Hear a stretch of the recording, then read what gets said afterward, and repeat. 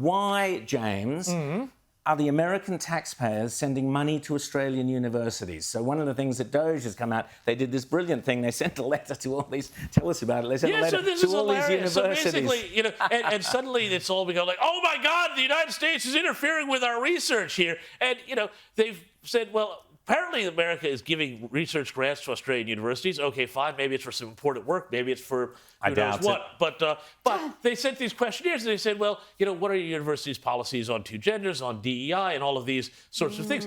Pretty reasonable stuff. And, this has become this whole huge freak out that, America is interfering with our independence by threatening to take away money that they're giving us. So I don't even understand how that works. But the crazy thing is, the great thing is actually about what Donald Trump has done to universities in America right now is phenomenal. Really? And he is taking an absolute fire hose through these institutions that have been allowed to become these entirely politicized institutions. Columbia has now come to the table and said, all right, we're going to do a deal because our funding is at stake.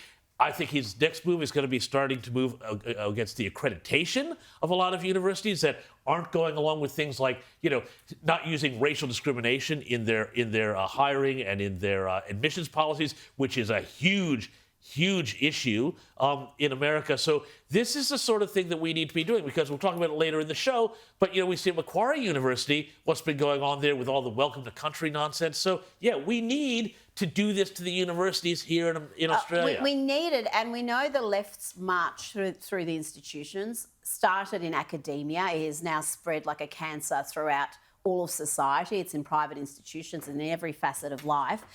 And Donald Trump, unlike 99% of conservative or right-wing leaders, whatever you want to call, is actually using power and tackling the cancer at its root. And if you want to change all the stuff that everyone complains about incessantly, how do we get here? How do we have like 500 genders? Why do we have this in our schools? Why are we so destructive and degenerate? Well, you actually need to support policies like this. And it's not always pretty. It's going to have an enormous amount of resistance. The left, who've just had their own way, whether the coalition or Labor are in charge, are going to arc up and they're going to have a mass tantrum, and you've just got to withstand it.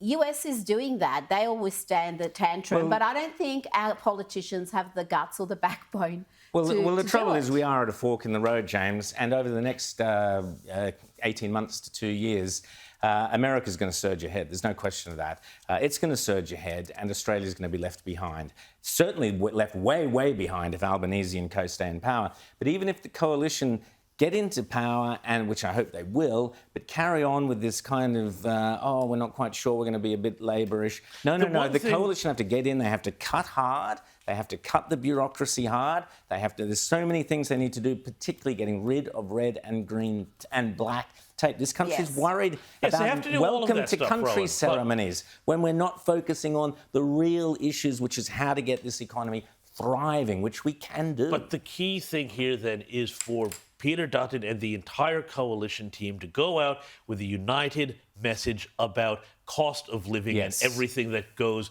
with it. And opposing Labor. And no front bench shadow minister should be getting up, no backbencher, and not the opposition leader should be getting up without just repeating simple, key messages about how Labor has made the cost of living worse at every turn. They need 3-4 key messages. That's all. And just keep part saying of that needs to be what the so-called culture wars, because that's where they are on solid ground. The media will again have a mass tantrum, and as will the activists and academics, but the overwhelming majority of Australians are on the same page when it comes to this lunacy. They want a choice. They want someone who resists it. And thus far, we haven't had that. So if the coalition... So this is the thing. So like the thing that Trump has done really, really well, and it's almost his superpower, right? He can figure out what the 80-20 issues are. Yes. 80% of people agree with this, 20% don't. And he picks them and then forces all of the left to go defend that 20% there. So we see this time again. We see this, first of all, with, of course, transgender sports and all of that. We see this now. Trump's like, hey, I'm deporting Venezuelan narco gangbangers. And people are like, yeah, good. We don't want them in our cities. We don't want them in their towns. But then the left has to go, No, the Venezuelan gangbangers, they have rights and they need a judge to keep them in the country even though they're here illegally. And everybody looks at the left like, what are you on about? So this is the thing. So Dutton needs to find, the coalition has to find the equivalent 80-20 issues here. Force Albanese and Labour to defend their madness.